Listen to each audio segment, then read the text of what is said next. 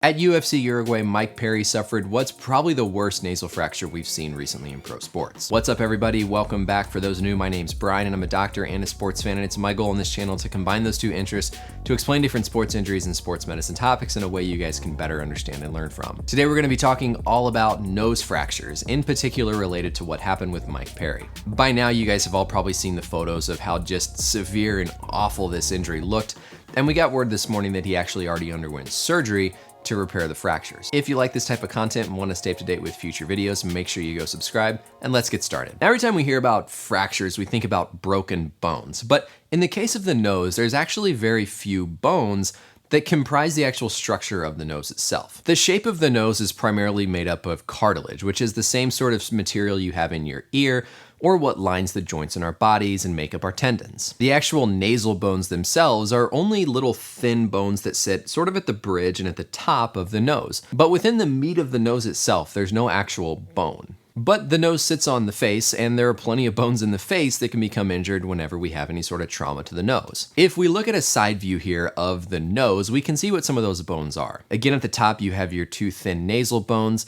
and then beneath that, you have your ethmoid bone, the vomer, and the maxilla. These bones form sort of the structure or the base that the cartilage of the nose sits on. And so if you have significant nose trauma, like what we saw here with Perry, you run the risk of damaging or fracturing these really thin bones kind of behind the nose. The septum is the cartilage structure that divides the two sides of the nose, and this actually originates back on these thin bones behind the nose. We then have the upper and lower lateral cartilage, which sort of forms the arch and kind of the bridge and shape of the nose.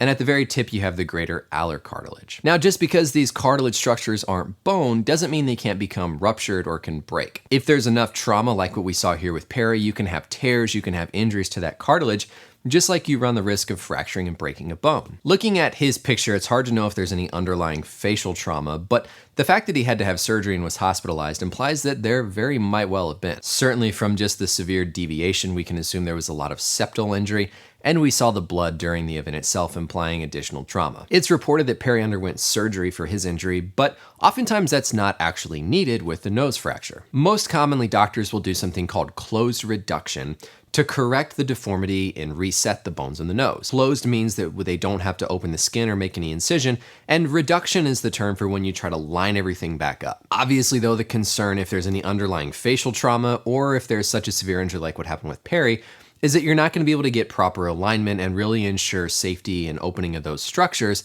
without actually going in and surgically correcting things. But by far, the majority of nose injuries we see don't require surgery to get everything back lined up in place. There's two key time windows in the treatment of these. Oftentimes, there's so much swelling that develops after an injury like this that the doctors can't really tell what's out of place and what's been disfigured. It generally takes a couple hours or so for that swelling to develop, and so if they can get to it soon enough before that swelling develops, they'll try and do the reduction or repair really quick. But if it's delayed, like is often the case, by the time someone gets to the hospital, there's so much swelling there that they have to wait 3 to 5 days or so to allow that swelling to come down so that the doctors can better appreciate the exact disalignment and fix it accordingly. Let's finish up with real quick what to do when you have a nosebleed. We saw Perry had a significant amount of bleeding during the fight as a result of his injury. Most of the time when you get a nosebleed, it's coming from the anterior or the front portion of the blood supply to the nose. In particular, there's a structure called Kesselbach's plexus, which is a group of blood vessels in the front of the nose that are most susceptible to getting injured and causing a nosebleed. Most of the time, a nosebleed will resolve on its own with a significant amount of pressure. But the key thing here is you never want to lean your head backwards when you have a nosebleed.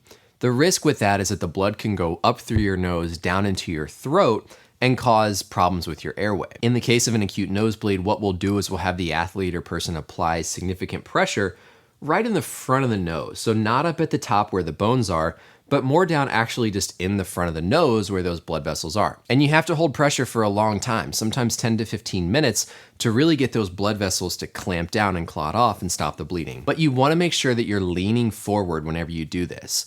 You don't want to lean backwards because that can risk the blood getting into your throat and into your lungs. Now, the severity of Perry's injuries will affect how long he's going to be out. We haven't gotten any information about if he had facial trauma or what exactly they had to do for surgery. It might have just been the cartilage structures in the nose itself that got injured, but if there's any underlying facial trauma, it's probably going to be a more prolonged absence. So next time you hear about someone having a nose fracture, remember that really the only true bones in the nose are at the very top and sort of deep back in the face. Most of the nose is comprised up of cartilage that help give the nose its shape and sort of its flexibility. Oftentimes we can treat nose injuries by just closed reduction, meaning the person's awake, there's no surgery, and you just push everything back into alignment.